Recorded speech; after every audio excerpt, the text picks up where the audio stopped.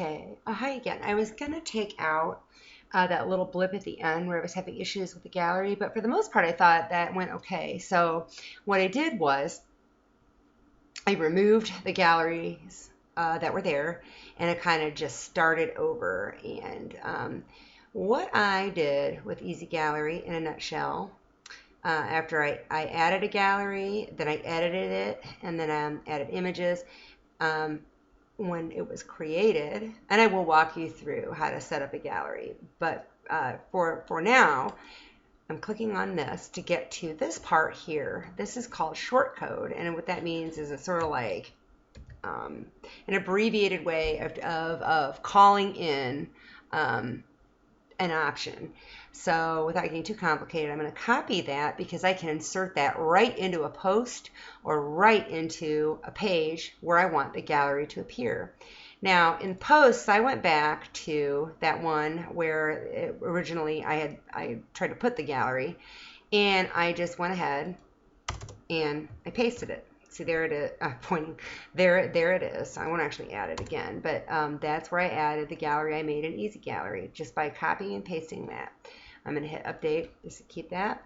The other thing is under pages, I also had an area, well, gallery.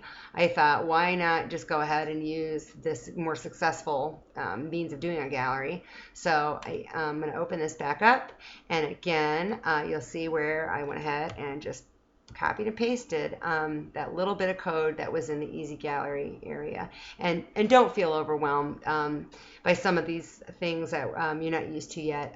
The galleries they take a minute to kind of get used to and get, sort of set up the images and the layout exactly how you like. So more importantly for now, I just wanted to show how just by inserting this and hitting update, I'm going to show what that gallery looks like on the actual pages where we put it in the gallery section itself. Now you see there was an option when making this gallery to choose one photo as the head photo. So I chose that one. Now when I click on this is what I love. Now it actually brings up a pop-up. I can arrow and scroll through to see the different photos in the gallery. I didn't add a whole lot. There's only 2 in this one, but that was okay. You can add many, many photos, and you can make many, many galleries. I think for the visual part of this, that's just really cool to have that. So that was where I added that gallery to the actual gallery page. But now under blogs, I can even do the same thing. So going into this, and there again is the head photo for the gallery. And I might consider, if I were you, adding like a caption or something to sort of indicate when you hover over it, you see what it is. You can name it something more meaningful than that. But again, when I click on that, it's going to pop up and give me that gallery that I can just go through. I think looking for the plugin to do this, I actually searched pop-up gallery because I like it when things pop up and are separate from the page that they're part of. So anyhow, I just wanted to clarify what that meant because it ended on sort of an uncertain note in the file right before this, which was generally about posts and how to add them. Trying to think what else would be good to go into here. The media. In the media library, this is where you can add a variety of different kinds of media, and that can even include YouTube videos. You could link to a YouTube video. I think you can upload them here and embed them. There may be a couple ways to do that. I'm going to play around with that and come back with a how-to about that. But here in general, let's say I've got a new image that I want to add. I would go into add new. I would navigate. Okay, so it wants me to choose a file. Let's just go into pictures and pick a random photo. I don't know of anything too because I don't know about. I've got a bunch of goofy things on here too. Let's go back under documents. This will be different for you. I'm just thinking out loud probably. I have a folder for you. I have some images I set aside. I think I've added a lot of these images already in one place or another, but just to show you sort of how that works, I'll go ahead and select this one. I'll hit open and then upload, and it will go ahead and upload, and Again, I've got some duplicates in here, mainly because I have just a handful of photos to start with, and that'll be great. I can't wait to see what stuff you have coming down the pike. Um, and again, I even did some screenshots. I was just kind of playing around with how to get some actual files in here. Um, there's a section to see just the image files. By unattached, I think that means that they're not attached to any page or in use anywhere. And again, there's all. Okay, comments.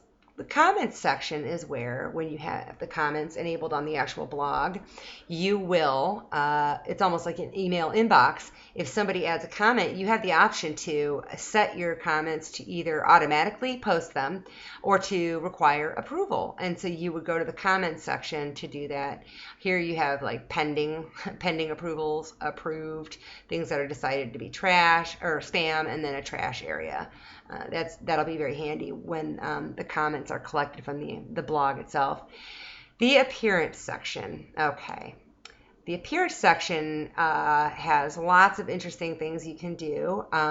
Since we are developing a theme custom made for you, for the time being, my one request would be not to swap out with other themes if possible. For instance, in your live site, I took a partially developed theme and then removed some things, so it actually is missing some functionality. And it is possible, if you install either a theme that isn't fully functional or there's some conflict, you can actually freeze it up.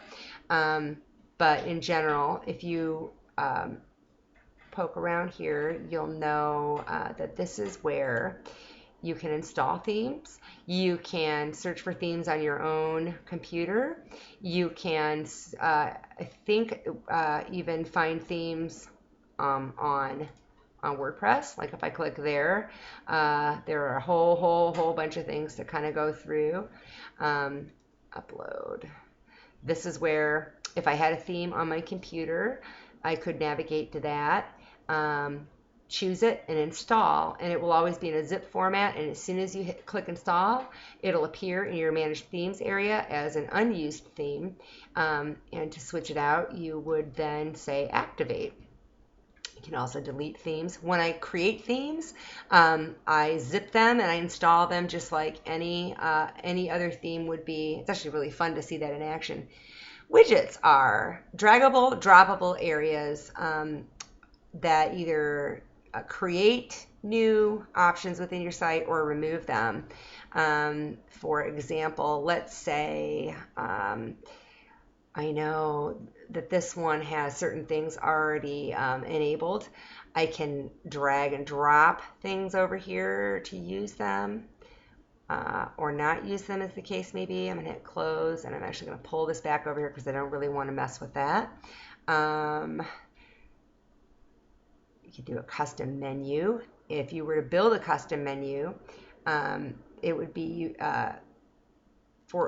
able to be used in this area. And it says no menus have been created yet, and an option to create some, which I'm not going to actually do, but just showing how these things are literally draggable and droppable. Let's say you wanted a little mini calendar somewhere in your site, you can move that into this area too.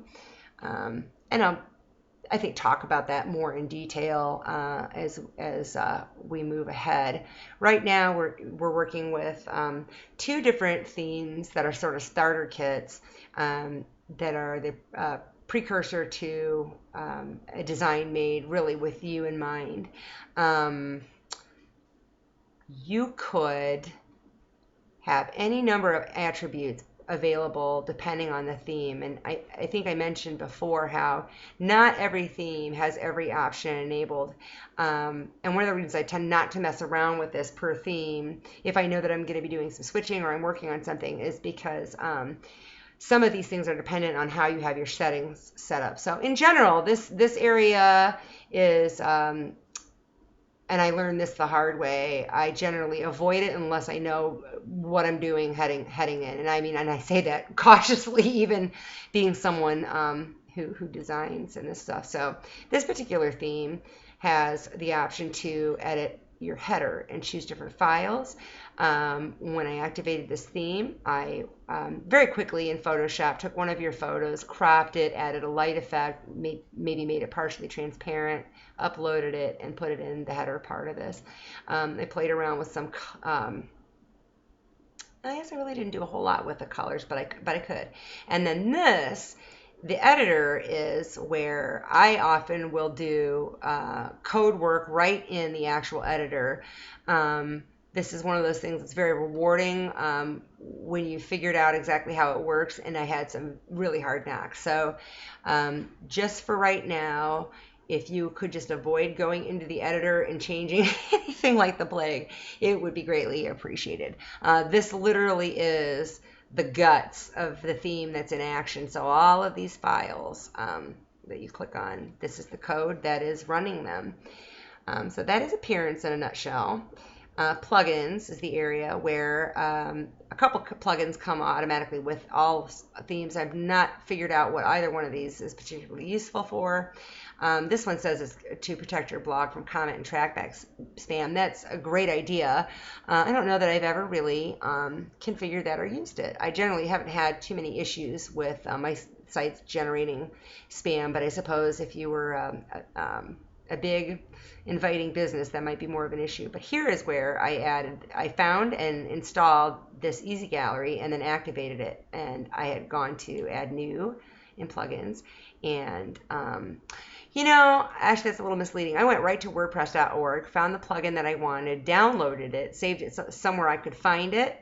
And then I went here, upload, and navigated to where I had saved it and installed it. And then once it was installed, I hit activate, and that is how this entire section was installed and then became available to use. Users is a section where, depending on how many people participate in your site, you can actually add users with permissions and define their roles. You are one person and you are the owner, therefore the administrator by default. You have all permissions all the time to all sections of this. Let's say, though, that you were going to share this blog with 3 or 4 other people in the trapeze community. You could add them as users and establish what they are able to do.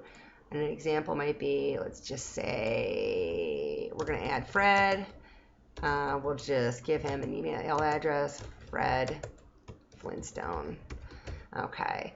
And this is your site and your password. You could require a password for this person and set it here and send it to them. You might not even need a password, although that kind of defeats the point of having a user role. So I'm going to say 1, 2, 3, 4. 1, 2, 3, 4. It's weak, but that's okay. And we'll send this to the new user. We're going to add the new user. Okay. No, that's because I'm already used. Let's use my other email address just to fake our way through this. Okay, send the email. 1, 2, 3, 4. 1, 2, 3, 4. And I'm going to add a new user. Okay, so there's Fred. We can edit Fred, and we can actually personalize the background for Fred so that when he logs in, the dashboard looks like he wants it to look. We can say that his role is a subscriber, an editor, a contributor, an author, or no role at all. And that's really where that becomes interesting. As an administrator, you have access to the design, you have access to creating pages and deleting pages. If they're just a contributor, then their limit is their role is more limited. So even though we don't really need to have a user named Fred, that's just a quick and easy way to show how adding a user can be useful. If you've got a site that's used by a corporation, and let's say a couple different people from several different departments have certain content that they're in charge of, and you just want them in charge of that content in certain roles, and you don't want them to have administrative rights to other sections, that's a good reason to use the users. I think I'm going to pause here because it feels like this is getting really long.